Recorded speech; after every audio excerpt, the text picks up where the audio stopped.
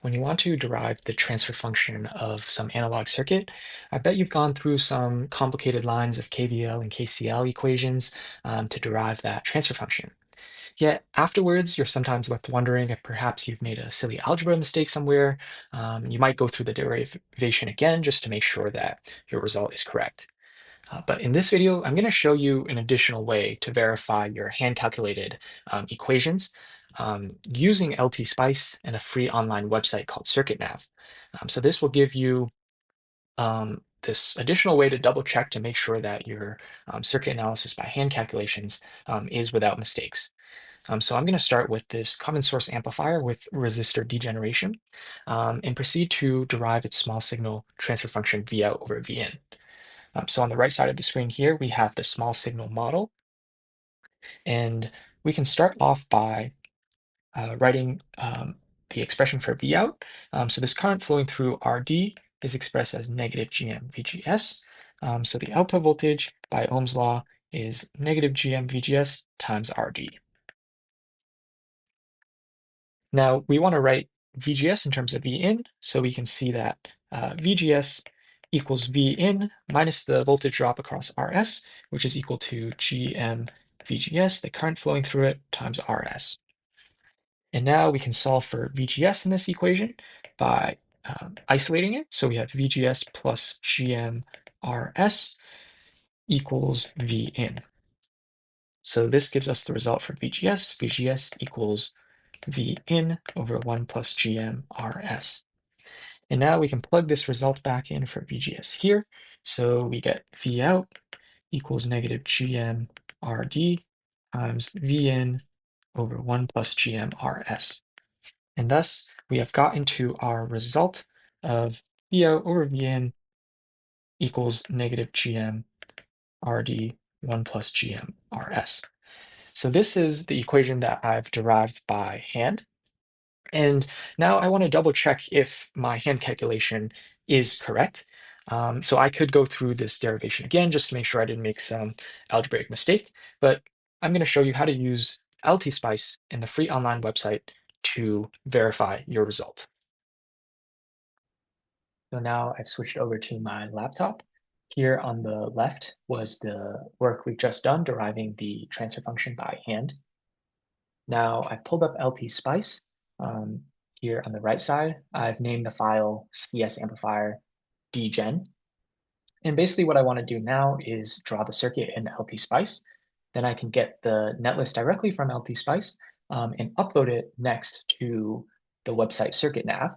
And CircuitNAV will then compute the transfer function automatically, and we can thus check our result. So to start off with, we're going to need an input voltage source. Let's call it V in, or let's just name it in, and going to ground. Now this is the gate voltage, so let's name it VG, this net right here. And for the voltage controlled current source, we will need a component called G. And G is a voltage dependent current source as defined by SPICE. So we're going to want the current facing this way in the downwards direction. So we will now draw the source resistor.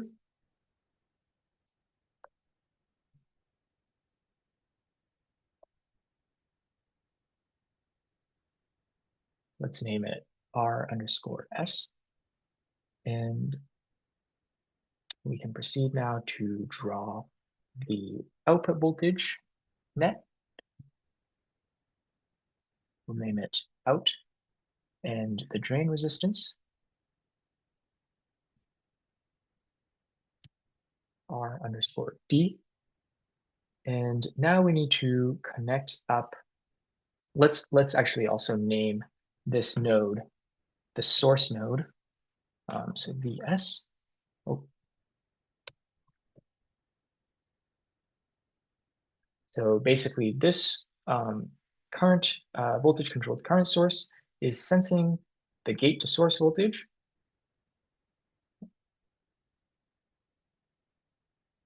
So it's the positive terminal is VG that it's sensing, in the negative terminal, it's sensing as Vs. And we also need to name this with the transconductance GM.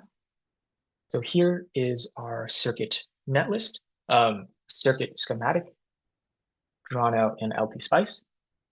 So now we can easily extract the circuit netlist by right-clicking and then view spice netlist. So now it's in my, it's shown up right here. And we can proceed now to open up CircuitNAV, upload this result, and CircuitNAV will then automatically compute the transfer function for us. So let's open up LTspice. The link is circuitnav.pythonanywhere.com. I've just pasted it in the browser. So here we go. We're at the online symbolic circuit analysis tool website, and it allows us to upload any spice netlist. Specifically here, we have one from LTspice. So we're going to browse our file and upload the CS amplifier dgen.net. So that was the netlist that we had just generated, and we will upload. So it's been uploaded successfully. So now we want to display the out, the voltage at the net labeled out. So we will proceed to get results. And there we go. It's V out equals negative RD times VN times GM over RS GM plus 1. So if we compare that to our hand calculation, we can see that it is indeed matching. We have, if we divided V in on both sides, we get negative RD GM over 1 plus GM RS. And that is matching our hand calculation result. So this was a basic resistor degenerated common source amplifier. But what would be a little more complicated with the hand analysis results is if we added a capacitor there. So I'm just going to show another example, just adding the CGS capacitor in our small signal analysis, and we can also get the result in a similar way. So this circuit analysis wasn't too bad, but let's see if we can add a little more complexity to the circuit analysis and then also verify our results. So at higher frequencies, we will need to consider the intrinsic capacitances of the transistor. So for example, at higher frequencies, we'll need to consider the gate source capacitance, CGS, and we'll need to rederive our transfer function via over Vn with this capacitor included.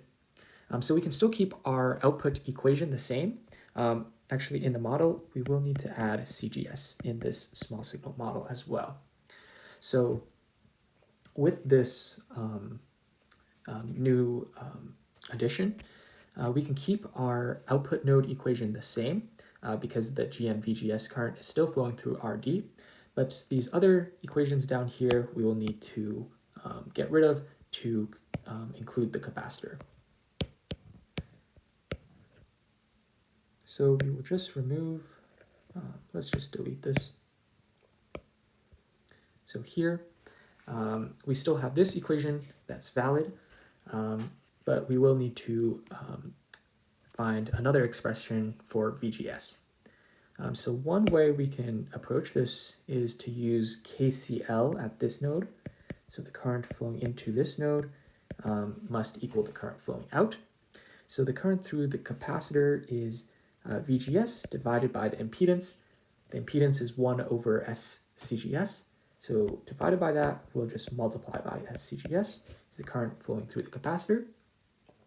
This current is just GM VGS. And then the current through the resistor is Vin minus VGS, is now the voltage drop across the resistor divided by RS.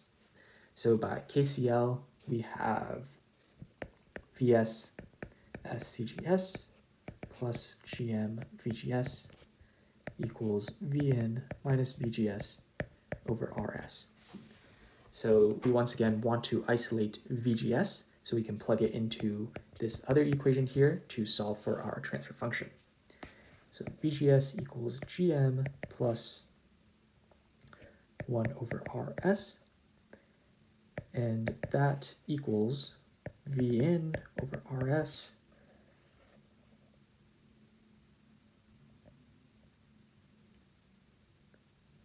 Oh, so this is VGS is here as well. So that means we will need to write VGS, GM plus 1 over S plus SCGS equals VN over RS. So that looks okay. And now we get that VGS equals VN over RS, GM plus 1 over RS plus SCGS. So we can plug this value in here into VGS, and we now get Vout equals negative GM times VGS, VN RS GM plus 1 over RS plus SCGS times RD.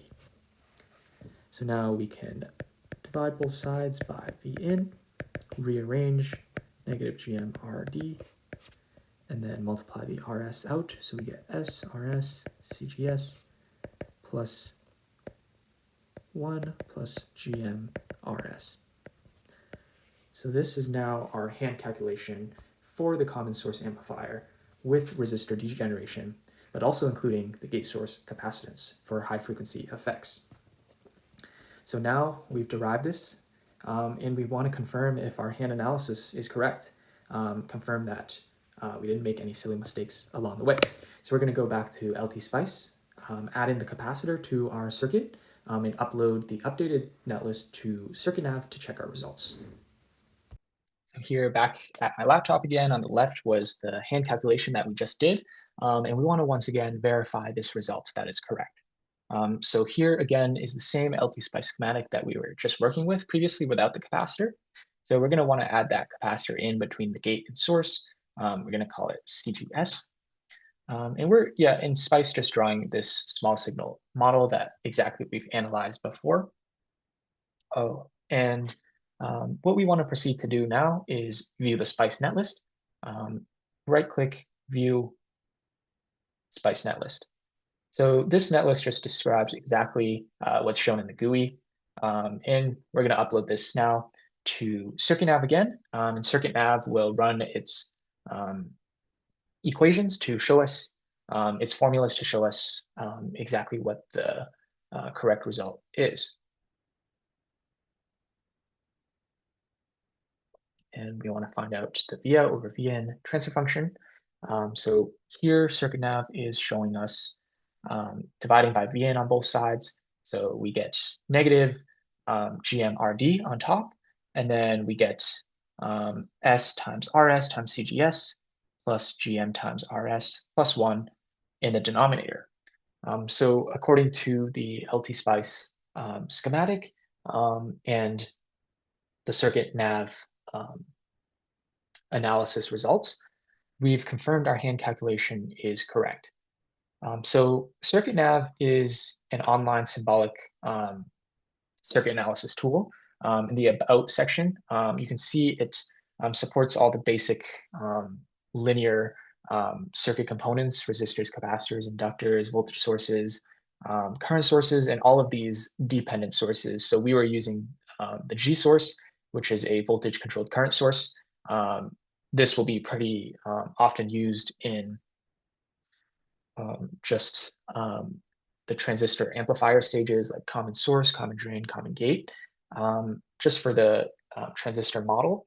And any of these components can be used to analyze your analog circuits.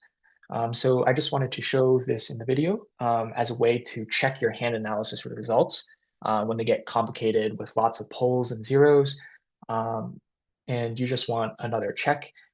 This is a good way to do it. Of course, you also need to make sure that your LTspice schematic is correct.